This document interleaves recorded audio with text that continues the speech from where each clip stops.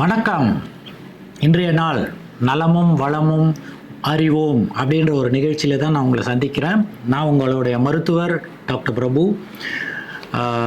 இன்றைக்கு நம்ம எந்த நிகழ்ச்சியை நம்ம பேச போகிறோம்னு பார்த்தீங்கன்னா, பீயிங் ஹெல்த்தி இன் அ டிஜிட்டல் வேர்ல்டு அப்படின்ற ஒரு தலைப்பில் தான் இன்றைக்கி பேச போகிறோம். இதை கொண்டு வருவது உங்களுக்கு கோல்டன் ஹேண்ட்ஸ் எபிஜெனடிக் சொல்யூஷன் மற்றும் சூர்யா ஸ்ட்ரீம் மீடியா அப்படின்ற நிறுவனமும் சேர்ந்து தான் நாங்கள் இந்த ஒரு தலைப்பில் உங்களுக்காக ஆரோக்கியத்தை பற்றி வாரம் ஒரு நிகழ்ச்சியை ஒரு 30 நிமிடமாக உங்களுக்காக நாங்கள் கொண்டு வர போகிறோம். இதில் நீங்கள் இன்றைக்கி பார்த்தீங்கன்னா, நம்ம இந்த டிஜிட்டல் வேர்ல்டு அப்படின்னு நான் பேசுகிறது இன்றைய நாளுக்கு நமக்கு ஆரோக்கியமாக எப்படி இருக்க முடியும் அப்படின்றது பார்த்தீங்கன்னா கொஞ்சம் கடினமான விஷயந்தான். இருந்தாலும் என்னால் முடிஞ்ச அளவு உங்களுக்கு முயற்சி செஞ்சு எப்படி ஒரு நம்மளுடைய ஆரோக்கியத்தை நம்ம சரியாக வச்சுக்க போகிறோன்றது தான் நான் உங்களுக்கு சில துணுக்குகளை கொடுக்குவேன். ஒவ்வொரு வாரமும் ஒரு புதிய தலைப்பில் உங்கள்கிட்ட அதை பற்றி நான் பேச போகிறேன். என்னுடைய துறையை எடுத்துக்கிட்டிங்கன்னா, நான் ஒரு 36 வருடங்களாக இந்த மருத்துவத்துறையில் நான் வாழ்ந்துட்டுருக்கேன்.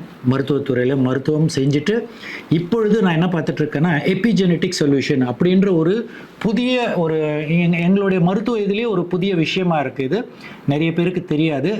இதை உங்களுக்கு எளிமை முறையில் சொல்லணும்னு பார்த்தீங்கன்னா, நம்மளுடைய அணுக்களில் தான் நாங்கள் போய் உங்களுக்கு ஒரு பிரச்சனை இருக்குது, ஒரு வியாதி இருக்குது அப்படின்னு சொன்னீங்கன்னா, நாங்கள் போய் அந்த அணுக்கள் லெவலில் தான் நாங்கள் அதை பார்த்து அதுக்கு என்ன நிவாரணம் அப்படின்னு செய்கிறது தான் என்னுடைய எபிஜெனடிக் சொல்யூஷன் அப்படின்னு சொல்லுவோம் நாங்கள். ஆனால் என்னுடைய உண்மையான முதல்ல நான் என்னுடைய மருத்துவ துறையில் நான் பழகுந்து பார்த்தீங்கன்னா, காது மூக்கு தொண்டை நிபுணராக தான் நான் ரொம்ப வருஷமாக செஞ்சிட்டு இருந்தேன். அதுக்கப்புறமா அடுத்தடுத்து நம்ம வாழ்க்கையில் மேலே போகணும் இல்லைங்களா, அடுத்தடுத்து நம்ம கற்றுக்க வேண்டிய நிறைய வேலைகள் இருந்தது. அந்த விஷயத்தில் தான் இன்றைய நாளில் எபிஜெனடிக்கில் நான் இருக்கிறேன். சரி, நம்ம இன்றைய தலைப்புக்கு போகலாமே. இப்போ இந்த டிஜிட்டல் எவால்வ்மெண்ட், அதாவது நம்ம இந்த கணினி முறையாக இருக்கலாம், நம்ம தொலைபேசி எடுத்துக்கோங்க, இதெல்லாமே பார்த்தீங்கன்னா நிறைய மாற்றங்கள் இந்த 100 வருடங்களில் நம்ம பார்த்துருக்கோம். அதில் முதலியாக பார்த்தீங்கன்னா 18ஆம் நூற்றாண்டில், அதாவது 1849 அப்படின்னு சொல்லிட்டு ஆண்டோனியோ அப்படின்றவர் தான் முதல்ல உங்களுக்கு ஒரு தொலைபேசி மூலமாக எப்படி பேச முடியுன்றதை அவர் கண்டுபிடிச்சார். ஆனால் அலெக்சாண்டர் கிராம்பெல் தான் 18ஆம் நூற்றாண்டில் 1876 அப்போ அவர் டெலிஃபோனை கண்டுபிடிச்சார். சரி, அவர் கண்டுபிடிச்சது ஒரு பக்கம் இருந்தாலும், நமக்கு இன்றைக்கு நீங்கள் பார்த்தீங்கன்னா கை தொலைபேசின்னு ஆயிடுச்சு. முதல்ல கை தொலைபேசி இருக்கல. அப்போல்லாம் ஒரு லேண்ட்லைன்னு சொல்லுவோம், ஒரு இடத்துல இருக்கும், நம்ம தான் அங்கேருந்து கால் பண்ணுவோம். ஆனால் இப்போ கை தொலைபேசி தான் நமக்குடைய அன்றாட ஒரு நண்பன் போல் நம்ம கூட வாழ்ந்துட்டுருக்கு. அதுவும் இன்றைக்கு நம்மளுடைய ஜனத்தொகை எடுத்துக்கிட்டிங்கன்னா, நம்ம 8.4 பில்லியன் பாப்புலேஷன் இந்த உலகத்தில். அதில் நீங்கள் 2025க்குள்ளே பார்த்தீங்கன்னா 7.5 பில்லியன் மனிதர்கள் தொலைபேசியை வச்சுருப்பாங்களாம். அப்போ பார்த்துக்கோங்க, எல்லா மனிதர்களிடமும் தொலைபேசி என்பது இன்றைய நாளில் இருக்குது. அப்போ இதை தவிர்க்க முடியாது. ஏன்னு பார்த்தீங்கன்னா, அது இல்லாமல் வாழவே முடியாது நம்மளால். சரி, இப்போ அது இருக்கட்டும் ஒரு பக்கம். சரி, இப்போ இது நமக்கு நல்ல விஷயமா இல்லை நமக்கு தகாத விஷயமான்னு பார்த்தீங்கன்னா, ஒரு பக்கம் நான் என்ன சொல்லுவேன்னா, இந்த கை தொலைபேசி வந்ததுனால உண்மையாக நிறைய நல்ல விஷயங்கள் நடந்தது. என்னன்னு பார்த்தீங்கன்னா, இதே நீங்கள் ஒரு 40 வருஷம் முன்னாடி ஒரு இடத்துலேருந்து இன்னொரு நபருக்கு நீங்கள் கால் பண்ணால் ட்ரங்க் கால் அப்படின்னு சொல்லுவாங்க. அதை வச்சு தான் நம்ம புக் பண்ணிவிட்டு அதுக்கப்புறம் அதை கால் பண்ணுவோம். ஆனால் இன்றைக்கி நீங்கள் பார்த்தீங்கன்னா, உங்கள் நம்பரை எடுத்து தொலைபேசியில் நம்பரை தட்டுனீங்கன்னா உடனே அந்த நபர்கிட்ட நீங்கள் பேசிடலாம். சரி, அடுத்து நீங்கள் பாருங்கள், இன்றைக்கி வாட்ஸ்அப் சேட்டுன்றது இருக்குது. நிறைய சேட் அப்படின்னு எடுத்துக்கிட்டிங்கன்னா ஜூம் இருக்குது. இப்போ நீங்கள் பார்க்குறதும் பாருங்கள், வீடியோலாம் எடுத்துகிட்டு உங்களுக்கு நீங்கள் என்ன டைரெக்டாக பார்த்துடுறீங்க, நான் என்ன பேசுகிறேன்னோ நீங்கள் எல்லாம் கேட்க முடியுது. அடுத்து பார்த்தீங்கன்னா, உங்களுடைய வங்கி, முன்னெல்லாம் நம்ம என்ன பண்ணுவோம், வங்கிக்கு போய் அங்கே லைனில் நின்று ஒரு செக் எழுதி கொடுத்து நமக்கு எத்தனை பணம் வேணுன்றதை நம்ம கொடுத்துட்டா அந்த ஓலையை கொடுத்த பிறகு அவங்க நமக்கு பணம் கொடுப்பாங்க. ஆனால் இன்றைய நாளில் பார்த்தீங்கன்னா, உங்களுக்கு மொபைல் ஃபோன்லேருந்தே நீங்கள் பணத்தை எடுக்கலாம். ரெண்டாவது நீங்கள் பணத்தை மற்றவர்களுக்கு கொடுக்கவும் முடியும். அதாவது மாற்றம், ஒரு ஊர்லேருந்து இன்னொரு ஊர், ஒரு நாடுலேருந்து இன்னொரு நாடு கூட நம்ம செய்யலாம். அவ்வளோ எளிமையாக பண்ணிகிட்டு இருக்காங்க. நான் என்னெல்லாம் எடுத்துக்கிட்டிங்கன்னா, நான் பேங்க்குக்கு போகிற சரித்திரமே இல்லை. ஒரு 20 வருஷமாக நம்ம முடிஞ்ச அளவு அங்கே போக வேண்டிய எல்லாமே ஆன்லைனில் இருக்கிறதுனால நமக்கு தேவையில்லை. அடுத்து கணினி, அதுவும் வந்துருச்சு இல்லைங்களா. கணினி நம்ம கையிலேயே வச்சு எல்லாமே செஞ்சுடுறோம் நம்ம. அடுத்து நீங்கள் பார்த்தீங்கன்னா ஒரு ஒரு முன்ன காலத்துலலாம் நம்ம வந்து ஒரு டாக்குமெண்ட்டுன்னு சொல்லுவோம் இல்லைங்களா, ஒரு பேப்பர் ஏதோ யாருக்கோ கொடுக்கணும்னு சொன்னீங்கன்னா நம்ம என்ன பண்ணுவோம், அதை எடுத்துகிட்டு ஃபோட்டோ ஸ்டாட் பண்ணிவிட்டு அதுக்கு எடுத்துகிட்டு போய் கொடுப்போம் நம்ம. ஆனால் இன்றைக்கி நீங்கள் பார்த்தீங்கன்னா நம்ம தொலைபேசியிலேயே ஸ்கேன் பண்ணி நம்ம அவங்களுக்கு இமெயில் மூலமாக அனுப்பலாம், வாட்ஸ்அப் மூலமாக அனுப்பலாம், மற்ற மற்ற வெவ்வேறு விஷயங்கள் மூலிமா நம்ம அனுப்ப முடியும். அடுத்து வந்து ஒருத்தர்கிட்ட நம்ம பேச முடியலனாக்கா அட்லீஸ்ட் மெசேஜ்னு சொல்லுவோம் இல்லைங்களா, அதை அனுப்ப முடியாது. நான் இப்போவும் நினைவு இருக்குது. எனக்கு 2000 நான் வந்து மருத்துவமனையில் நான் வேலை செய்யும்போது அப்போல்லாம் வந்து இதெல்லாம் வாட்ஸ்அப்பெல்லாம் இல்லை. அப்போ நம்ம என்ன பண்ணுவோம்னு சொன்னீங்கன்னா, நார்மல் ஃபோனில் தான், நோக்கியா ஃபோன் தான் என்கிட்ட இருந்தது. அதில் தான் நாங்கள் என்ன பண்ணுவோன்னா, ஹலோ மெசேஜை அனுப்பலாம், எப்படி இருக்கீங்கன்னு கேட்குறது எல்லாமே அந்த மெசேஜில் அனுப்ப முடியும் நம்மளுக்கு. இதுதான் முதலியாக நம்ம மெசேஜிங் பண்ணோம். ஆனால் இன்றைக்கி நீங்கள் வாட்ஸ்அப் பாருங்கள், எவ்வளோ சுலபமாக நம்ம வந்து வாட்ஸ்அப் அடித்தோடனே அடுத்த நிமிடமே அந்த நபருக்கு போயிடுது. அவர் அமெரிக்காவில் இருந்தாலும் சரி, ஜப்பானில் இருந்தாலும் அவருக்கு அடுத்த நிமிடமே போயிடுது. ஸோ நமக்கு என்ன ஆயிடுச்சுன்னு சொன்னீங்கன்னா, இது வந்து ஒரு நல்ல கண்டுபிடிப்புன்னு சொல்லுவேன் நான். சரி, அப்படி இருக்கும்போது ஒரு விஷயம், நம்ம மனிதர்கள்கிட்ட என்ன ஒரு தவறான சில விஷயங்கள் நம்ம இப்படி நான் சொல்லும்போது சில பேர் யோசிப்பீங்க, என்ன இந்த டாக்டர் இப்படி சொல்கிறாருன்னு. உண்மையாக நீங்கள் பார்த்து போனீங்கன்னா ஒரு 80% மனிதர்கள் நம்ம என்ன பண்ணிடுறோம்னு சொன்னீங்கன்னா, ஏதாவது ஒரு வஸ்து நமக்கு கிடைச்ச உடனே அதையே நம்ம வந்து தொடர்ந்து அதை பாவிச்சு நம்ம என்ன பண்ணுறோம், அடிக்ஷன் அப்படின்ற ஒரு நிலையில் போய் மாட்டிக்கிறோம். இன்றைக்கி நீங்கள் இந்த தொலைபேசி வந்து ஒரு ஆண்ட்ராய்டு அப்படின்றது நம்ம இப்போ ஒரு 15 வருஷமாக நம்ம பாய்ச்சிட்ருக்கோம். இதை பாய்க்கிற இந்த 15 வருடங்களில் நீங்கள் பார்த்தீங்கன்னா ஸ்டூடெண்ட்ஸு, சின்ன குழந்தைங்க, இன்றைக்கி நீங்கள் எல்லா இடத்துலையும் பார்ப்பீங்க. ஒரு குழந்தை 2 வயசு குழந்தைக்கே வந்து அது அழுதுன்னு சொன்ன உடனே அந்த மொபைல் ஃபோனை கையில் கொடுத்துட்டு அதிலேருந்து யூடியூப்லேருந்து ஏதோ ஒரு கார்ட்டூனை போட்டு விட்டுட்டு அப்பா அம்மா என்ன பண்ணுறாங்கன்னா அந்த குழந்தைகிட்ட கொடுத்துட்றாங்க. அந்த விதத்தில் என்ன ஆகுதுன்னா, குழந்தை வந்து அதை பார்க்காம இருக்க மாட்டாங்க. அவங்களுக்கு அது வேணும்னு அழுதாங்கன்னா உடனே அப்பா அம்மா என்ன பண்ணிடுறோம், கொடுத்துட்றோம். ஸோ அப்போ அடிக்ஷன் அப்படின்ற ஒரு சூழ்நிலை வருது. இப்போ இன்னும் பள்ளிக்கூடம் போகிறதுக்கு முன்னாடியே ஒரு குழந்தைக்கு வந்து அந்த மொபைல் ஃபோனுடைய தேவைகள் வந்து அவ்வளோ முக்கியமாக அந்த அப்பா அம்மா கொடுத்து நம்ம என்ன பண்ணிடுறோம்னாக்கா, குழந்தையுடைய சில விஷயங்களை வந்து நம்ம வந்து தவறான முறையில் நம்ம பாய்க்க ஆரம்பிச்சிடுறோம். குழந்தைக்கு தெரியாது அதை வந்து நான் எப்பவுமே பாய்க்கணும், அதுலேருந்து அந்த ரேடியேஷன்னு சொல்லுவோம், அதெல்லாம் வந்து பாதிப்புகள் இருக்குது. இன்றைக்கு நீங்கள் பார்த்தீங்கன்னா நிறைய குழந்தைங்க ஸ்கூலுக்கு போகிறதுக்கு முன்னாடி கண்ணாடி போட்டிருப்பாங்க. அதுவும் நல்ல சோடா புட்டி மாதிரி திக்காக இருக்கும் கிளாஸஸ். இப்போ இப்படியெல்லாம் நம்ம பார்க்கும்போது இதெல்லாம் யார் நம்ம வந்து தவிர்க்கணும்? நம்ம தான் அப்பா அம்மான்ற முறையில் நம்ம தான் என்ன பண்ணணும், குழந்தைக்கு எப்போ கொடுக்கணும் அப்போ தான் கொடுக்கணும். எல்லா நேரமும் நம்ம என்ன பண்ணிடுறோம், பழகி கொடுத்துட்டு அதுக்கப்புறமா பிரச்சனை வந்த பிறகு நம்ம டாக்டர்கிட்ட போயிட்டு என்ன பண்ணுறோம், அதுக்கு நிவாரணம் தேடுறோம். நிவாரணம் கிடைக்காது. அதுலேயும் இன்றைக்கு நீங்கள் சோஷியல் மீடியா அடிக்ஷன், எஸ்எம்டின்னு சொல்லுவோம் நாங்கள், அது சோஷியல் மீடியா அடிக்ஷன். அதாவது ஃபேஸ்புக்கு, வாட்ஸ்அப்பு, யூடியூப்பு, அப்புறமா ட்ரெண்டிங்னு ஒன்று ஓடுது பாருங்கள், இந்த டிக்டாக்கு, அப்புறமா நிறைய இருக்குது இந்த மாதிரி ரீல்ஸ்னு ஒன்று வந்திருக்கு. இப்போ எல்லாருமே என்ன பண்ணிட்டு இருக்காங்கன்னா, ஒவ்வொருத்தரும் அவங்கவுங்க துறையில் இருக்கிறது எல்லாமே இது மூலிமா வெளிப்படுத்துகிறாங்க. இது நல்ல விஷயம் அது. ஆனால் அதுலேயே அடிக்ஷனாக 24 மணி நேரமும் நம்ம அதுலேயே இருந்தோம்னா நம்ம மூளை வளர்ப்பது எப்பொழுது, நம்ம புத்தகங்கள் படிப்பது எப்பொழுது?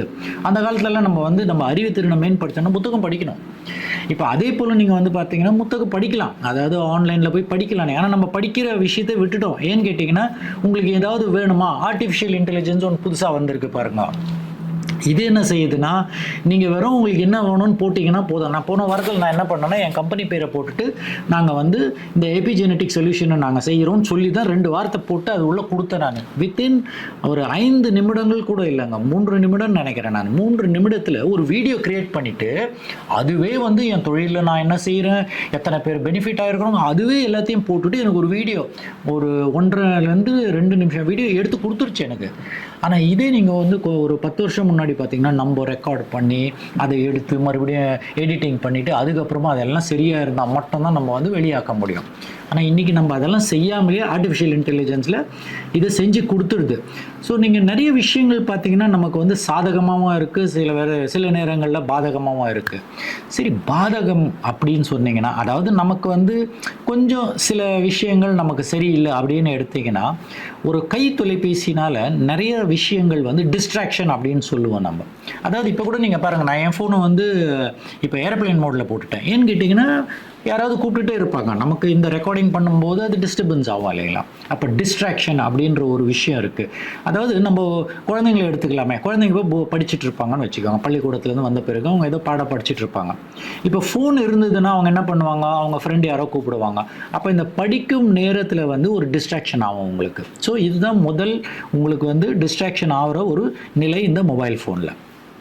அடுத்து சில நேரங்களில் நம்ம என்ன நினைப்போம், ஒரு 2 நிமிஷம் நம்ம போய் உள்ள யாராவது நமக்கு ஒரு லைக் போட்டிருக்காங்களா, இல்லை ஏதாவது மெசேஜ் அனுப்பிச்சிருக்காங்களா, நம்ம என்ன பண்ணுவோம், ஒரு 2 நிமிஷம் பார்க்கறதுக்குன்னு உள்ளே போவோம். ஆனால் நீங்கள் நம்ப மாட்டீங்க, நம்மளை அறியாமல் 30 நிமிடங்கள்லேருந்து 1 மணி நேரம் கூட சில நேரத்தில் நம்ம போய் அதில். அப்போது டைம்ன்றது வந்து நமக்கு நிறைய வேஸ்ட் பண்ணுற வாய்ப்புகள் ரொம்ப அதிகம். ஏன்னா நீங்கள் அந்த 1 மணி நேரம் நீங்கள் பார்த்தீங்கன்னா என்ன செஞ்சீங்கன்னு பார்த்தீங்கன்னா சும்மா ஸ்க்ரோல் பண்ணினே இருந்திருப்போம், என்ன நடக்குது, அவங்க என்ன சொன்னாங்க, இவங்க என்ன சொன்னாங்க. அப்போ டைவர்ஷன் அப்படியே நம்ம வந்து என்ன செய்கிறோன்றதை விட்டுட்டு நம்ம வேறு விஷயத்தில் போய் அதில் நம்ம மாட்டி அது அப்படியே ஓடிட்டே இருக்கும்.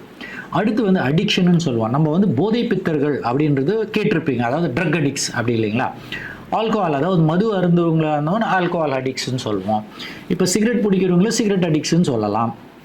இப்போ இந்த ஃபோனை வச்சு அடிக்ஷன் போயிருக்காங்களே, அதாவது எங்கே போனாலும் ஃபோனு கையிலேயே இருக்கணும், எங்கே உக்காந்தாலும் ஏந்திரிச்சாலும் டாய்லெட்டுக்கு போனால் கூட சில பேர் ஃபோனை கூடவே எடுத்துகிட்டு போயிடுவாங்க. அப்போ அதுவும் ஒரு அடிக்ஷன் தான். இப்போ இந்த அடிக்ஷன் அப்படின்னு வந்தாலே என்ன நடக்கும்னா அது டி அடிக்ஷன்னு ஒன்று வரும் இல்லைங்களா. இப்போ எப்படி நீங்கள் டி அடிக்ஷன் பண்ணுவீங்க? இதை டி அடிக்ஷன் நம்மளால் முடியாது. ஏன்னு கேட்டிங்கன்னா அந்த நபர் வந்து அது இல்லாமல் முடியாது. இப்போ இது எங்கேருந்து துவங்குதுன்னு பார்த்தீங்கன்னா சின்ன சிறு வயசுலேயே 2 வயசு குழந்தைக்கு தான் நம்ம தான் ஃபோனை கொடுத்துட்டு நம்ம என்ன பண்ணிகிட்டு இருக்கோம், அவங்கள வந்து ஆறுதல் பண்ணணும்னு சொல்லிட்டு ஃபோனை கொடுத்துட்றோம், அதில் ஒரு கார்ட்டூனை போட்டு விட்றோம். இப்போ இதே குழந்தை வளரும் போது என்ன ஆகுதுன்னா அந்த கை தொலைபேசிக்காக இல்லைன்னா முடியாது அவங்களால. அப்போது தினமும் அதை வச்சு தான் அவங்க வந்து வாழ்க்கையை நடத்திட்டு போவாங்க. இது ஒரு பக்கம். அடுத்து நீங்கள் பார்த்தீங்கன்னா சைபர் புல்லிங் அப்படின்னு ஒரு விஷயம் இருக்குது.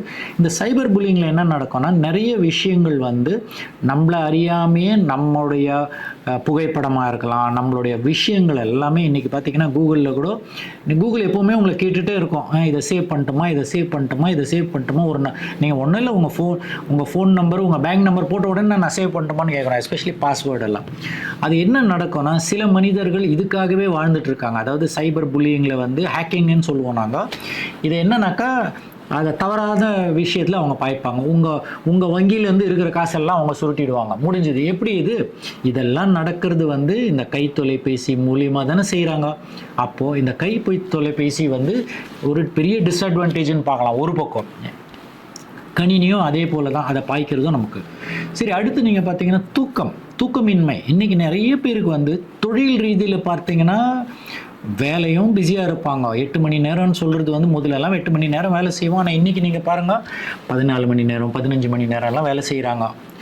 ஏன்னு கேட்டிங்கன்னா இன்றைக்கி விலைவாசியெல்லாம் அதிகமாக இருக்கிறதுனால என்ன பண்ணுறதுங்க, நம்ம ஹஸ்பண்ட் அண்ட் ஒய்ஃப், அதாவது புருஷன் பொண்டாட்டி 2 பேரும் சேர்ந்து வேலை செஞ்சால் தான் ஒரு குடும்பத்தை நம்ம வந்து ஓரளவுக்கு முன்னாடி கொண்டு போக முடியுது. இப்போ இதில் எங்கே பிரச்சனை வருதுன்னா, நம்ம வேலையெல்லாம் முடிச்சுட்டு வந்து கொஞ்சம் உணவெல்லாம் எடுத்துகிட்டு உட்காந்தோன்னு வச்சுக்கோங்களேன், ஒன்று டிவி ஆன் பண்ணோம்னா டிவியில் உட்காந்துருவோம். அது ஒரு பக்கம். ஏன்னா முதல்லலாம் பார்த்தீங்கன்னா தூர்தர்ஷன், அதாவது நம்மளுடைய கவர்மெண்ட் மூலிமா சில விஷயங்கள் டிவியில் வரும், அதுக்கு ஒரு ஸ்பெசிஃபிக் டைம் இருக்கும், அந்த டைமில் தான் நம்ம போய் அதெல்லாம் பார்க்க முடியும். ஆனால் இன்றைக்கி 24 மணி நேரமும் உங்களுக்கு வந்து என்ன ஒரு சேனலாக 2 சேனலா 100 சேனலா 200 சேனலா ஆயிரக்கணக்கான சேனல்னு இருக்குது. அப்போ என்ன நடக்குதுன்னா நம்ம ஒன்றும் அதுக்கு மறுபடியும் அடிமையாகிடுறோம். என்ன டிவியை பார்க்குறோம். சரி, டிவி தான் பார்த்து முடிச்சுட்டு நம்ம போய் படுக்கும் அறையில் போய் உட்காந்து படுக்க போனீங்கன்னா அப்போது நம்ம கை தொலைபேசி கையில் தானே வச்சுருப்போம், அங்கேயும் திருப்பி சுற்றிக்கினே உட்காந்துட்டு இருப்போம். இதை செய்யும்போது என்ன ஆகுது, நம்ம வந்து 10 மணிக்கு படுக்க வேண்டிய நபர்கள் நம்ம என்ன பண்ணுவோம், அப்படி இப்படி முஞ்சி போச்சுன்னா 11 மணி 12 மணி ஆகிடும். சரி, 12 மணிக்கு நீங்கள் படுத்தீங்கன்னா எத்தனை மணிக்கு எழுந்திருப்பீங்க காலையில்? உடனேயும் தூங்க வராது. அப்போது 12லேருந்து 1 2 அப்படியே பிறண்டு அதுக்கப்புறமா 2 2:30 தான் உங்களுக்கு நல்ல தூக்கம். அடுத்த நாள் உங்களால் எப்படி வேலை செய்ய முடியும்னு யோசித்து பார்த்தீங்களா? நிறைய பேர், ஏன்னா நம்ம கிளினிக்கில் நாங்கள் பார்க்குறோம் என்ன நடக்குதுன்னா, டாக்டர் எங்களுக்கு தூக்கம் வர மாட்டேங்குது டாக்டர்னு. சரி, தூக்கம் வராததுக்கு நிறைய பிரச்சனைகள் வருது அதனால். ஸோ அதுவும் ஒரு பக்கம் நமக்கு வந்து இந்த தொலைபேசியினால் வரும் சில தொல்லைகள். அடுத்து படிக்கிற நேரத்தில் படிக்காவிட்டால் பரீட்சை நேரத்தில் சரியான அதாவது அந்த எக்ஸாமை சரியாக நம்ம செய்யலைன்னு வச்சுக்கோங்களேன், என்ன நடக்கும்? ஃபெயில் ஆகிடுவோம். அப்போ ஃபெயில் ஆகிட்டிங்களா என்ன நடக்கும்? மறுபடியும் நம்ம அந்த எக்ஸாமை திருப்பி உட்காந்து எழுதணும். ஆனால் இன்றைய நாளில் வந்து எல்லா குழந்தைங்களும் நல்லா படிக்கிறாங்க, அதுதான் ஒரு நம்பிக்கை. இருந்தாலும் சில குழந்தைகள் வந்து இந்த தொலைபேசினால் படிக்கிறது வந்து அவங்களுக்கு ஒரு பாதிப்பாக இருக்குன்றதை நான் சொல்ல விரும்புகிறேங்க. ஆனால் நல்லா படிக்கிற குழந்தைங்களுக்கு ரொம்ப சந்தோஷம், நல்ல விஷயம், நல்லா படிக்கணும். நீங்கள் அடுத்து ஹெல்த் ப்ராப்ளம்னு நான் ஒரு விஷயம் இதை சொல்லி தான் ஆகணும். ஏன்னு கேட்டிங்கன்னா, நீங்கள் படுக்கிறது கொஞ்சம் லேட்டாக படுக்க ஆரம்பித்த உடனே என்ன ஆகுதுன்னா, உங்களுடைய உடம்புல வந்து அதாவது டீடாக்சிஃபிகேஷன் சொல்லுவோம், அதாவது நச்சுத்தன்மைகளை வெளியே செய்ய வேண்டிய வேலைகள் உங்களுடைய ஈரல், அதாவது லிவர்னு சொல்கிற விஷயம், அப்புறமா உங்களுடைய கிட்னிஸ், இதெல்லாம் வந்து உங்களுடைய வேலையை செய்யணும்னு சொன்னீங்கன்னா 10 மணிக்கு நம்ம படுக்கணும். ஆனால் நம்ம தான் 12 மணிக்கு படுக்கிறோமே. அப்போ அந்த 2 மணி நேரம் வந்து நம்மளுடைய ஆரோக்கியமுடைய, அதாவது மலையில் சொல்லுவாங்க தோம் சம்பா எடுக்கிறதுக்கு, அதாவது அந்த குப்பை லாரின்னு சொல்லுவோம் இல்லைங்களா, அதை வந்து வாரி போட்டால் தானே அந்த குப்பைகளெல்லாம் அகற்ற முடியும். அதே போல் நம்ம உடம்புல சேர்ந்துருக்கிற காலையிலேருந்து சாயந்தரம் வரைக்கும் நம்ம உணவை அருந்தி இந்த பொல்யூஷனில் வர டஸ்ட் எல்லாமே உள்ளே போன உடனே உங்கள் உடம்பு வந்து அதை வெளியாக்குறதுக்கு பார்க்கும். ஆனால் நம்ம தான் 10 மணிக்கு படுக்க மாட்டேன்றோமே, என்ன நடக்கும்? அப்போது எல்லாமே டிலே ஆகிடுது. அப்போ நம்மளுடைய பயாலஜிக்கல் கிளாக் அப்படின்னு சொல்கிற ஒரு விஷயம் வந்து அப்படியே மாறிடும், அப்படியே இழுத்து இழுத்து இழுத்து முன்னாடி போவோம். ஆனால் நீங்கள் சிறு வயசில் இருக்கும்போது என்ன ஆகும்? ஒன்றும் தெரியாது. ஏன்னா நமக்கு வந்து சிறு வயசில் முக்கால்வாசி பிரச்சனைகள் சரியாக தெரியாது. ஆனால் இன்றைக்கி வந்து நீங்கள் 30 வயசுக்கெல்லாம் நீங்கள் ஹார்ட் அட்டாக்கெல்லாம் பார்த்துருப்பீங்க, மாரடைப்பில் நிறைய பேர் பார்க்குறீங்க. நல்லா நடந்து போயிட்டு இருப்பாங்க, இல்லை நல்லா ஓடிட்டே இருப்பாங்க, அப்படியே கீழே விழுந்து இறந்து போயிடுறாங்க. அடுத்து நீங்கள் பார்த்தீங்கன்னா கேன்சர்ன்ற ஒரு வியாதி வந்து கொஞ்சம் அதிகமாக தான் ஓடிட்டு இருக்குங்க. சரி, இதெல்லாமே இருக்கும்போது நமக்கு நிறைய விஷயங்கள் நம்மளுடைய ஆரோக்கியம் பாதிக்கிறதுக்கான வழிகள் நிறைய வந்துருச்சு. அப்போது அந்த பாதிப்புகளை குறைவுபடுத்தணும் அப்படின்று வந்து தான் நீங்கள் தான் எடுக்கணும், நீங்கள் தான் நிர்ணயம் பண்ணணும். நான் ஆரோக்கியமாக இருக்கணுமா, நான் என்ன பண்ணணும்? சரி, அடுத்து வந்து பார்த்தீங்கன்னா ஆரோக்கியமாக இருக்கிறதுக்கு நீங்கள் யூடியூப்பில் போனாலே உங்களுக்கு நிறைய விஷயம் வந்துடும். இருந்தாலும் நாங்கள் மருத்துவர்கள் ஏன் உங்கள்கிட்ட இந்த மாதிரி ஒரு ரெக்கார்டிங் எல்லாம் செஞ்சு நாங்கள் உங்களுக்கு இதை கொண்டு வரோன்னு பார்த்தீங்கன்னா, எங்களுடைய பர்சனலாக நாங்கள் உங்களுக்கு சொல்ல வேண்டிய விஷயங்கள், சில விஷயங்கள் நிறைய இருக்குது. அப்போ நாங்கள் கொஞ்சம் கொஞ்சமாக உங்களுக்கு இந்த நல்ல நல்ல விஷயங்களை பகிரும்போது என்ன ஆகுதுன்னா, நீங்களும் உங்கள் வாழ்க்கையை மாற்றி நீங்களும் உங்களுடைய வாழ்க்கை இன்னும் நல்ல சிறப்பாக, அதாவது இந்த டிஜிட்டல் வேர்ல்டுன்றது இருக்குது, நம்மளால் மாற்ற முடியாது. ஆர்டிஃபிஷியல் இன்டெலிஜென்ஸ் அப்படின்னு ஒன்று வந்துருச்சு, அதையும் மாற்ற முடியாது. இதெல்லாம் இருந்து கூட நம்மளுடைய ஆரோக்கியத்தையும் பார்த்துட்டு நம்மளுடைய வாழ்க்கை முறையும், நம்ம நல்லா சம்பாதிக்கணும், நல்லா வாழணும், நல்லா செழிப்பாக இருக்கணும் அப்படின்றது எண்ணங்கள் எல்லா மனிதர்களுக்கும் இருக்கும். ஸோ அதில் நானும் உங்களுக்கு உடனே இருந்து என்ன சொல்லுவேன்னா, வாங்க நம்மளும் போகலாம், எல்லாரும் நல்லா வாழலாம். சிறப்பாக வாழணும்னு சொன்னீங்கன்னா ஆரோக்கியம் நல்லா இருந்தால் தானே உங்களால் சிறப்பாக வாழ முடியுங்க. அப்போது நம்ம என்ன பண்ணலாம்னா, சில சின்ன சின்ன விஷயங்களை வந்து நம்ம மாற்றுறதுக்காக முயற்சி செய்யணும்.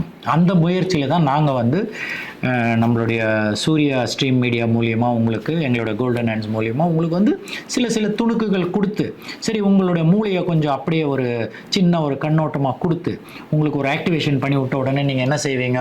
சரி, டாக்டர் அன்றைக்கி சொன்னார் அப்படின்ற ஒரு மனசில் உங்களுக்கு பதிஞ்சாலே எங்களுக்கு வந்து மிக்க மகிழ்ச்சியாக இருக்கும். ஏன்னா இந்த மாதிரி சின்ன சின்ன விஷயங்கள் நம்ம செய்யும்போது தான் நம்மளால் வந்து நம்ம எல்லோரும் மனிதர்கள் ஒன்றாக சேர்ந்து இந்த உலகத்தில் எதுக்காக வந்திருக்கோம்?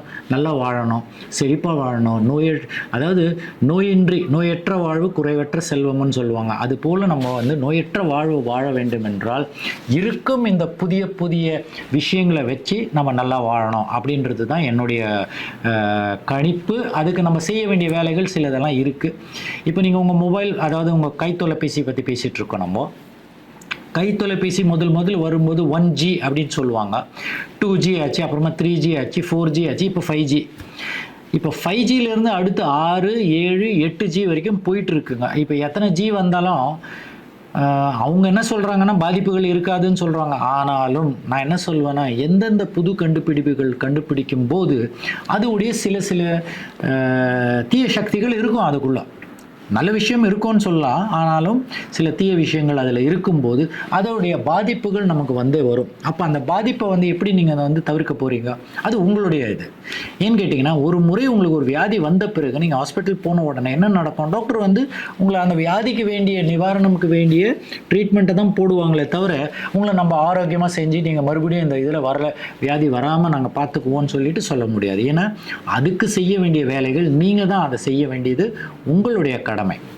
இப்போ இதில் இன்னொரு விஷயம் நம்ம பார்த்தீங்கன்னா, உங்களுக்கு வேணுமோ வேணாமோ, நம்ம வெளியில் போகும்போது இந்த சூரிய வெப்பநிலை இருக்கு இல்லைங்களா? சன் ரேஸ்ன்னு சொல்லுவோம். அந்த ரேடியேஷனை கூட நம்ம வந்து பார்த்தீங்கன்னா, நிறைய விஷயங்கள் வந்து அதனால் பாதிப்புகள் வருது நமக்கு. ஆனால் நமக்கு தெரியறதில்ல.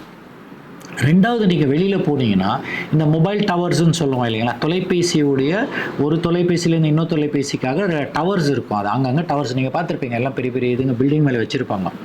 இப்ப இது எதுக்கு வச்சிருக்காங்கன்னு கேட்டீங்கன்னா, அந்த டவர்ல இருந்து அந்த உங்களுடைய இப்ப நம்ம ஒருத்தர்கிட்ட பேசுறோம்னு சொன்னீங்கன்னா, அது வந்து அந்த டவர்ல கனெக்ட் பண்ணிட்டு தான் உங்களுக்கு அந்த மறுபடியும் அந்த இது வருது. அப்ப என்ன நடக்குதுன்னா, நம்ம சாதாரணமா நம்ம நடமாடிட்டு இருக்கும்போது, நமக்கு வந்து இந்த ரேடியேஷன் அப்படின்றது வந்து தொலைபேசியுடைய ரேடியேஷன் வந்து பயங்கரமா வந்துட்டே இருக்கும். ஆனா என்ன சொல்றாங்கன்னா, அது வந்து மைல்டா தான் இருக்கு. ஒரு பிரச்சனை இல்லன்னு. நானும் அத ஒத்துக்கிறேன். மைல்டா தான் இருக்கு. ஆனால் இப்ப நீங்க தொலைபேசி எடுத்துக்கிட்டீங்கன்னா, நீங்க என்ன பண்றீங்க? முக்காவாசி நம்ம எல்லாருமே என்ன பண்ணுவோம்னா, காதுல இப்படி வச்சு தான் பேசிட்டு இருப்போம். இப்ப அதுல நீங்க பார்த்தீங்கன்னா, ஐஃபோன்ல என்ன சொல்றாங்கன்னா, ஐஃபோன் யூஸ் பண்றவங்க வந்து என்ன சொல்லுவாங்கன்னா, அந்த ரேடியேஷன் ரொம்ப குறைவா இருக்கு அப்படின்னு சொல்லுவாங்க. ஆனா மற்றபடி நான் இப்ப பாய்க்கிறது வந்து ஆண்ட்ராய்டு ஃபோன். அதுலயும் நீங்க பாருங்க, இப்ப இந்த மாதிரி இந்த ஸ்டிக்கர்ஸ் எல்லாம் நான் போட்டிருக்கேன். இது எதுக்காக போட்டிருக்கேன்னா, அந்த ரேடியேஷனை கம்மி பண்ணும். குறைச்சி கொடுக்கும் நமக்கு. அப்போ என்ன நடக்கும்னா, அந்த டைரக்டாக நம்ம வந்து காதுகிட்ட இப்படி வச்சு பேசும்போது நேராக மூளைக்கு பாதிப்புகள் கொஞ்சம் அதிகமாக இருக்கும். இதை நீங்கள் பார்த்தீங்கன்னா, நிறைய பேருக்கு வந்து வயசான காலத்தில், அதாவது ஒரு 60-70 வயசில் பார்க்கின்சன், அப்புறமா டெமென்ஷியா, இந்த மெமரி, அதாவது நினைப்பு இல்லாமல் இருக்கிறது, இந்த மாதிரி நிறைய விஷயங்கள் வருது இல்லைங்களா? ஆல்சைமர்ஸ்ன்னு சொல்லுவோம். இந்த வியாதிகளெல்லாம் எப்படி தடுக்க போகிறீங்க நீங்கள்? வந்துட்ட பிறகு நம்மளால் ஒன்றும் பண்ண முடியாது. அப்போது சிறு வயசுலேருந்து நம்ம இந்த அதாவது இந்த டெலிஃபோனை டைரெக்டாக காதுகிட்ட, அதுக்கு தான் என்ன சொல்லுவாங்கன்னா, நீங்கள் எப்போவுமே வந்து ஃபோன் பாய்க்கும்போது இயர்ஃபோன்ஸ் போட்டுட்டு அந்த வயர்டு இருக்கணும், வயரோடு சேர்ந்து போட்டால் தான் உங்களுக்கு நல்லது. ஆனால் நம்ம இன்றைக்கி என்ன பண்ணுறோம், ப்ளூடூத் ஒன்று காதில் போட்டுக்கிட்டு நம்ம ஃபோனை எங்கேயோ ஒரு இடத்துல வச்சுருப்போம். இன்னொன்று பார்த்தீங்கன்னா, நம்ம எல்லாருமே அழகாக இங்கே மேல் பாக்கெட்டில் வச்சுருப்போம். ஆனால் ரேடியேஷன் நீங்கள் டைரெக்டாக உங்கள் ஹார்ட்டுக்கு வந்து நிறைய பிரச்சனைகள் கொடுக்கும். ஸோ இதெல்லாம் வந்து சின்ன சின்ன விஷயமா இருக்குது. ஆனால் நம்ம வந்து அதை யோசிக்கிற தன்மை நம்மக்கிட்ட வர்றதில்லை. ஏன்னா நம்ம அவ்வளோ பிஸியாக இருக்கிறோம் நம்மளோட வாழ்க்கையில். ஸோ அடுத்து வந்து பார்த்தீங்கன்னா, லாஸ்ட் டைம் வந்து ஃபோனில் தானே இருந்தது, ரேடியேஷன் இருந்திருக்காது நம்மளது, ஏன்னா லேண்ட்லைனில் இருந்து. ஆனால் இன்றைக்கி உங்கள் வீட்டுக்குள்ளேயே உங்கள் ஆஃபீஸ்க்குள்ளேயே என்ன பண்ணிட்டாங்க, வைஃபைன்ற ஒரு கருவியை கொண்டு வந்து வச்சுட்டு உங்களுக்கு அங்கேயே இன்டர்நெட்லேருந்து எல்லாமே வர்றதுனால எல்லாரும் இப்போ இது ஒரு வைஃபை வீட்டில் இருக்கும், இன்டர்நெட் கனெக்ஷனு உங்களுக்கு எல்லாமே அதில். அதுவும் டிவி எல்லாம் பார்த்தீங்கன்னா இப்போ வந்து ஆண்ட்ராய்டு டிவின்னு வந்திருக்கு. இப்போ எல்லாமே சலுகையாக சுலபமாக உங்களுக்கு இருக்கும் இடத்துல சேரை விட்டு எந்திரிக்க தேவையில்லை. நீங்கள் இப்படி ஒரு விஷயம் வந்ததுனால நம்ம நிறைய மனிதர்களுக்கு பார்த்தீங்கன்னா லைஃப் ஸ்டைல் டிசீசஸ்ன்னு அப்படின்னு சொல்லுவோம். அதாவது நம்மளுடைய அன்றாட வாழ்க்கை முறையை சரியில்லாததுனால அதனால் வரும் வியாதிகள் அப்படின்னு சொல்லிட்டு, அதில் நீங்கள் முதல் நிலையில் என்ன நிற்குதுன்னு பார்த்தீங்கன்னா, எனக்கு ரொம்ப வேகமாக ஓடிட்டு இருக்குது இனிப்பு நீர். இப்போ இனிப்பு நீர் வர்றது வந்து ஒரு பக்கம்னு வச்சுக்கினீங்களா, இன்னொரு பக்கம் வந்து இனிப்பு நீருன்னு சொல்லிக்கிறதுல நிறைய பேர் ரொம்ப சந்தோஷமா, டாக்டர் எனக்கு இனிப்பு நீர் இருக்குது, எத்தனை வருஷமா இருக்குது, 20 வருஷமா இருக்குது, 25 வருஷமா இருக்குது, இப்படி சொல்லி அவங்களுக்கு அது பெருமையாக இருக்குது. ஆனால் 50 வயசு ஆன பிறகு ஒரு 60 வயசுலேருந்து 70 உங்கள் உடம்பு வந்து என்ன நடக்கும்னா, அந்த அணுக்கள் இருக்குது இல்லைங்களா, அது வேலை செய்கிற இது குறைய ஆரம்பிக்கும். அதாவது வேர் அண்ட் டேர்ன்னு சொல்லுவோம் இல்லைங்களா.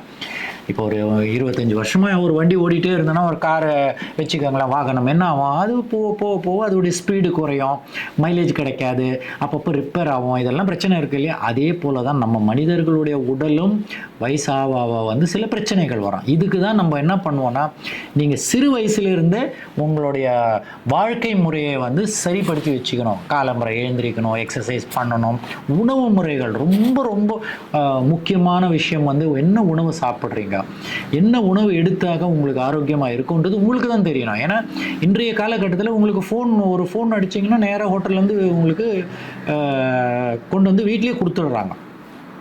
இப்போ இதெல்லாம் வந்து நல்ல விஷயமானு பார்த்தீங்கன்னா, ஒரு பக்கம் நல்ல விஷயம்னு சொல்லுவான், ஆனால் இன்னொரு பக்கம் வந்து வீட்டில் சமைக்கிறதே இல்லையே. இப்போ தான் கிச்சனுன்றதே வர மாட்டேங்குது, எல்லோரும் டைரெக்டாக வெளியிலேயே வாங்கி சாப்பிட்டுட்றீங்க. ஆனால் நான் என்ன சொல்வேன்னா, நீங்கள் எல்லோரும் அட்லீஸ்ட் ஒரு வேளையாவது உங்கள் வீட்டில் நீங்கள் செஞ்சு சாப்பிடணும். ஏன்னு கேட்டிங்கன்னா, நீங்கள் செய்யும்போது வீட்டில் நல்லா கண்காணித்து அதை வந்து சரியாக அந்த வெஜிடபிள்ஸ் எல்லாம் நல்லா க்ளீன் பண்ணிவிட்டு அழகான சரியான ஒரு உணவை உங்களால் சாப்பிட முடியும். இதே நீங்கள் கடையிலேன்னு எடுத்துக்கிட்டீங்க, அவங்க என்ன உப்பு பாய்க்கிறாங்க, என்ன எண்ணெய் பாய்க்கிறாங்க, அவங்க செய்யும் முறைகள் எவ்வளோ சுத்தமாக வச்சுருக்காங்க நமக்கு தெரியாது. ஆனால் நம்ம அதை சாப்பிட்ட பிறகு என்ன ஒரு வயிற்றால போகுதுன்னு வச்சுக்கோங்களேன், வயிறு வலி வந்துட்டு வயிற்றால போகுது. நீங்கள் என்ன பண்ணுவீங்க? அந்த ஹோட்டலுக்கு வந்து ஃபோன் பண்ணிவிட்டு, நீ இந்த மாதிரி நீ கொடுத்த சாப்பாடுனால தான் எனக்கு பிரச்சனை ஆச்சுன்னு சொல்லிவிட்டு அவன் மேலே என்ன கேஸ் போட முடியுமா நீங்கள்? இல்லை போடுவீங்களா நீங்கள்?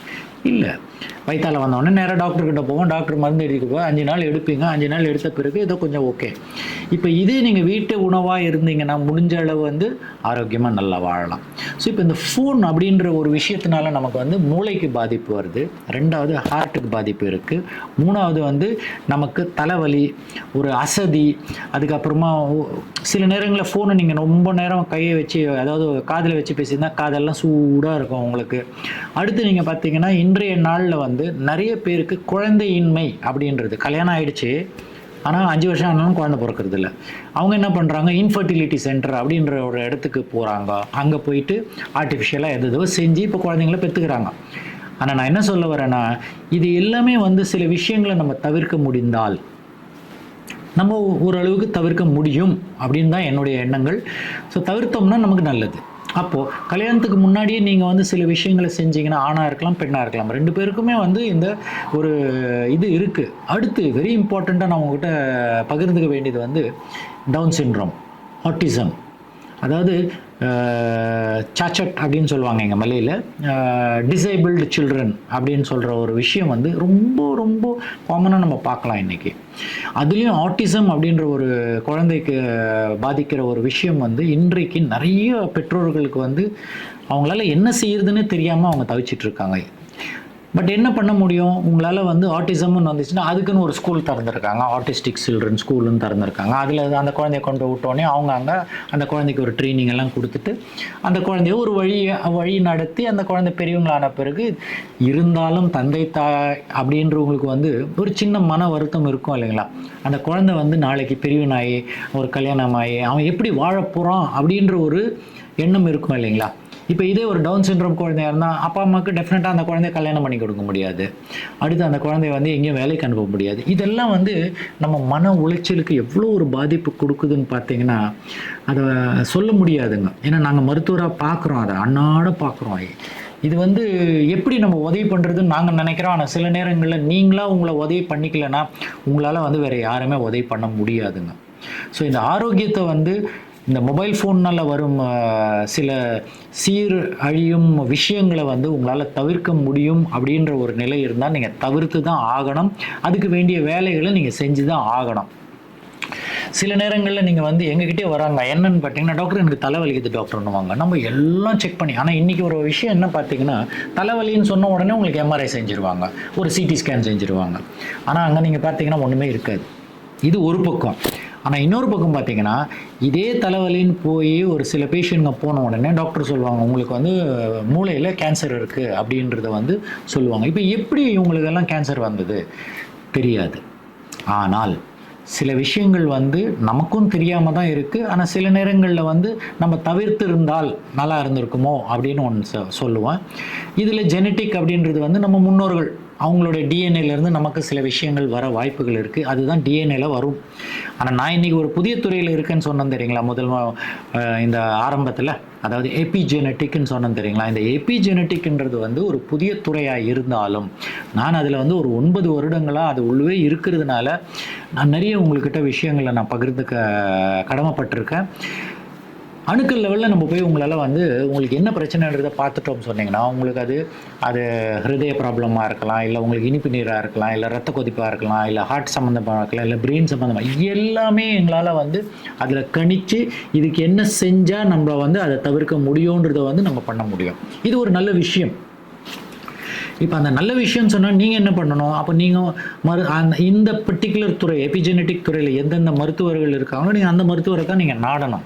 அப்போ தான் அவங்க வந்து என்ன செய்வாங்கன்னா உங்களுக்கு அதுக்கு வேண்டிய சில விஷயங்கள் இருக்குது, அந்த மெஷின்கள்லாம் இருக்குது, அதை வச்சு தான் நாங்கள் வந்து உங்களுக்கு அந்த டெஸ்டிங் எல்லாம் செஞ்சு உங்களுக்கு அணுக்கள் லெவலில் என்ன நடந்துகிட்ருக்கு அப்படின்றத நாங்கள் மாற்றி கொடுக்க முடியும்.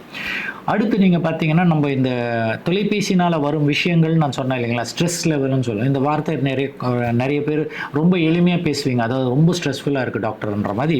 உங்களுக்கு வேலையிலையும் ஸ்ட்ரெஸ்ஸு, வீட்டில் வந்தாலும் ஸ்ட்ரெஸ்ஸு, கல்யாணம் பண்ணிங்கன்னா ஸ்ட்ரெஸ்ஸு, குழந்தைய பெற்றுக்குன்னா ஸ்ட்ரெஸ்ஸு, இப்படியே நம்ம வந்து ஸ்ட்ரெஸ்ஸுன்னே பேசி தான் நம்ம போடுறோம்.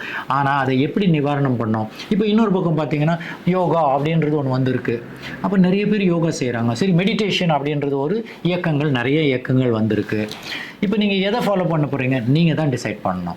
எப்படி எக்ஸசைஸ் பண்ண போகிறீங்க, என்ன மெடிடேஷன் பண்ண போகிறீங்க, எப்படி உங்களை வாழ்க்கையை எடுத்து என்ன உணவு எடுக்க போகிறீங்க, உங்களுடைய நண்பர்கள் யார், நீங்கள் எப்படி உங்களோட சுற்றி இருக்கும் என்விரான்மெண்ட்டுன்னு சொல்லுவோம், அதெல்லாம் நீங்கள் எப்படி வச்சுக்க போகிறீங்க, எல்லாமே உங்கள் கையில் தான் இருக்குங்க. அப்போ நீங்கள் செய்ய வேண்டியது படிப்படியாக சில விஷயங்களை மாற்ற நினைத்தால் மாறலாம். அதாவது எண்ணம் போல் வாழ்க்கைன்னு சொல்லுவாங்க இல்லைங்களா. உங்கள் எண்ணங்களை வந்து தயவுசெய்து இந்த ஆரோக்கியமாக கொஞ்சம் நீங்கள் யோசிக்கணும். நீங்கள் நினைக்காதீங்க எனக்கு வந்து இன்றைக்கி ஒன்றுமே பிரச்சனை இல்லை டாக்டர், அதனால் நான் நல்லா இருக்கிறேன், நான் போய் ஏதோ போன வாரம் தான் டாக்டர் நான் பிளட் டெஸ்ட்டு ரத்த டெஸ்ட்டெல்லாம் பண்ணேன், எவ்ரிதிங் நார்மல்னு சொன்னாங்க. நான் நம்பிடாதீங்க. ஏன்னு கேட்டிங்கன்னா ரத்தம் டெஸ்ட்டில் வந்து உங்களுடைய ஆரோக்கியம் நீங்கள் எந்த நிலையில் இருக்கீங்கன்னு சொல்ல முடியாது. உங்கள் ஆரோக்கியத்தை பற்றி அணுக்கள் லெவலில் போய் பார்த்தால் மட்டும்தான் உங்களுக்கு வந்து உங்களுடைய ஆரோக்கியம் எப்படி இருக்குன்றது நம்ம பார்ப்போம். ஒன்று. ரெண்டாவது, நாங்கள் வேணா சொல்லலாம் ஒரு 6 மாதத்தில் உங்களுக்கு இனிப்பு நீர் வரும், ஒரு வருஷத்தில் இனிப்பு நீர் வரும். ஆனால் நீங்கள் அந்த 6 மாதத்தில் சரியான கட்டுப்பாடான ஒரு உணவு இல்லாமல், ஒரு கட்டுப்பாடான வாழ்க்கை இல்லாமல் வாழ்ந்தீங்கன்னு சொன்னீங்கன்னா 6 மாதன்றது 3 மாதத்தில் வந்துடும்.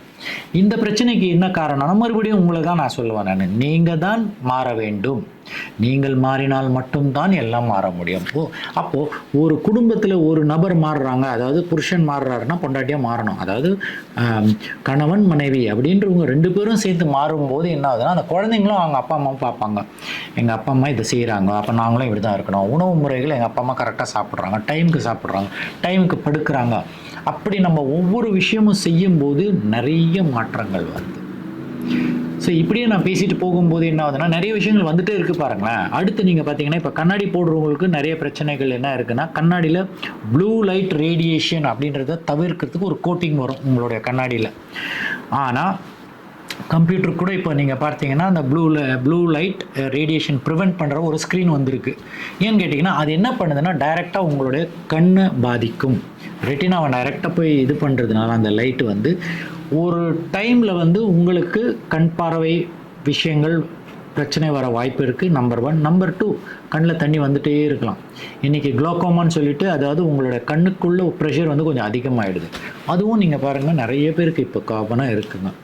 இப்போ இப்படி ஒவ்வொரு விஷயமும் நம்ம பார்க்கும்போது ஒரு பக்கம் நல்ல விஷயமும் சொல்கிறோம். இந்த புதிய இந்த தலைமுறையில் வந்திருக்கும் இந்த கணினி ஆகலாம், இந்த கை தொலைபேசியிலேருந்து எல்லாமே நல்ல விஷயம் சொல்கிறோம். ஆனால் இன்னொரு பக்கம் நீங்கள் நிறைய பாதிப்புகள் கொடுக்கும் விஷயமும் அதுக்கிட்ட இருக்குது. அதனால் நம்ம என்ன பண்ணோம், ஒரு தராசு போல் பேலன்ஸ்டாக நம்ம வாழணும். அதாவது சமமாக நம்ம எதையும் அதிகமாகவும் பாய்க்கக்கூடாது, குறைவாகவும் பாய்க்க வேண்டியதில்லை. எது வேணுமோ அதுக்கு நேரத்துக்கு ஏற்றது போல் நம்ம அதை செஞ்சுட்டு நம்ம முன்னாடி போனோம்னா ரொம்ப நல்லாயிருக்கும். இதில் ஒரு விஷயம் நான் பார்த்தது, இந்த 9 வருடங்களில் எபிஜெனட்டிக் டிஸ்ரப்ஷன்னு சொல்லுவேன் நான். அதாவது இந்த 9 வருடங்களில் நான் என்ன பார்த்தேன்னு சொன்னீங்கன்னா, அதுவும் இந்த கோவிட் வந்து சென்ற பிறகு நான் பார்த்த விஷயங்கள் வந்து கேன்சர் கொஞ்சம் அதிகமாக இருக்குது. அடுத்து வந்து ஹார்ட் ப்ராப்ளம் கொஞ்சம் அதிகமாக இருக்குது, இனிப்பு நீர் அதிகமாக இருக்குது, உடல் பருமன் அதாவது குண்டாக இருக்கிறது ஓவர் வெயிட் அப்படின்றதும் கொஞ்சம் அதிகமாக இருக்குது, வியாதிகள் கொஞ்சம் அதிகமாக தான் ஓடிட்டு இருக்குங்க. சரி என்ன பண்ணலாம் அப்படின்னு பார்த்தீங்கன்னா, அங்கே தான் நாங்கள் எபிஜெனட்டிக்ன்ற அந்த ஒரு முறையில் நாங்கள் வந்து உங்களுக்கு வந்து ஆரோக்கியமாக எப்படி வாழலாம் அப்படின்றத நாங்கள் கற்றுக் கொடுத்துட்டு, என்ன உணவு சாப்பிட்லாம், என்ன உணவு சாப்பிடக்கூடாது, எல்லாமே உங்களுக்கு நான் கற்றுக் கொடுப்பேன். அடுத்து நீங்கள் குழந்தைங்களில் ஒரு விஷயம் இம்பார்ட்டண்ட்டாக உங்களுக்கு சொல்ல விரும்புகிறேன். நான் பிஹேவியரல் டிஸார்டர்னு சொல்லுவோம். அதாவது நீங்கள் சில குழந்தைங்க பார்த்தீங்கன்னா ரொம்ப அடம் பிடிப்பாங்க. ஸ்கூலுக்கு போக மாட்டாங்க, ஸ்கூலுக்கு போகிற நேரத்தில் தான் வயிறு வலி வரும், ஸ்கூலுக்கு போகிற நேரத்தில் தான் நான் போக மாட்டேன்னு அழுவாங்க, ஏதாவது ஒரு கதை சொல்ல ஆரம்பிப்பாங்க. ஆனால் இன்றைக்கு அந்த குழந்தைங்க என்ன ஆயிடுச்சுன்னா எல்லாம் அந்த கணினியிலேருந்து உங்களுடைய கை தொலைபேசியில் யூடியூப்பில் போய் பார்த்துடுறாங்க. எது போய் சொல்லலாம், எப்படியெல்லாம் பண்ணலாம்ன்றதை வந்து அங்கேருந்து பார்த்துக்கிறாங்க. அப்போது அவங்க அப்பா அம்மா கிட்ட என்ன பண்ணுறாங்க, நடிக்க ஆரம்பிக்கிறாங்க. இது வந்து பிஹேவியரில் இது வந்தீங்கன்னா சரியாக படிக்கிறது இல்லை, ஆத்திரப்படுறது, எடுத்து வீசுறது பொருட்களை, அப்புறமா அடம் பிடிக்கிறது, இந்த மாதிரி எல்லாம் வந்து பிஹேவியரல் ப்ராப்ளம்ஸ் வந்து நிறைய குழந்தைங்கக்கிட்ட பார்த்துட்ருக்கோம். இப்போது அப்பா அம்மாவுக்கு என்ன பண்ணுறதுன்னு தெரியல. ரீசெண்டாக கூட என்கிட்ட ஒரு அப்பா அம்மா வந்திருந்தாங்க. அவன் வந்து குழந்தை இப்போ தான் 12 13 வயசுன்னு நினைக்கிறேன். அவங்க அப்பா அம்மா சொல்கிறாங்க, நாங்கள் சொல்கிற பேச்சு கேட்கவே மாட்டேன்றான்டா. ஒரே பையன்தான், ஒரே குழந்தை, ஒரே பையன்தான், படிக்கிறான். ஆனால் நாங்கள் சொல்கிற பேச்சு கேட்கறதில்ல.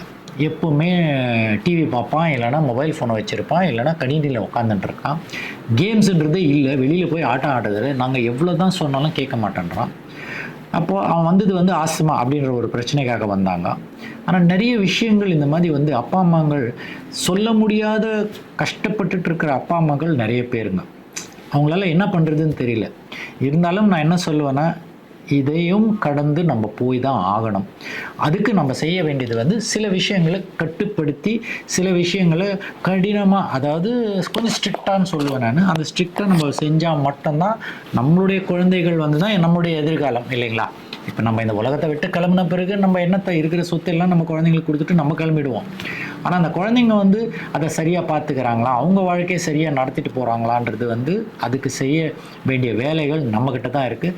நம்ம தான் அதெல்லாம் செஞ்சுட்டு நம்ம குழந்தைங்களையும் ஒரு வழிகாட்டியாக இருந்து நாமும் இந்த வழியில் வந்து அழகான ஒரு விஷயங்களை செஞ்சுட்டு முன்னாடி போகணும்.